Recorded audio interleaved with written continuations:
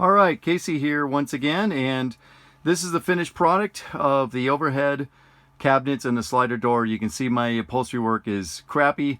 I am definitely the first to admit it. A little bit of crease lines in here and the foam from the clamps I put. Hopefully those will push out. Some spray adhesive that has created some probably permanent stains in here, and certainly inside of these cabinets as well. Inside the cubbies, I mean. But overall, it's got a nice finish. It does cut down in there, so you can put things in there and it won't fall out. That's very, very nice.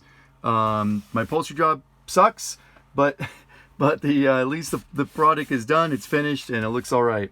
Nice thing is too, they give you a couple extra clips in this kit, just in case you break one of these, and so that's very nice. So there's the overall job on the cubby overhead, the slider overhead cubbies.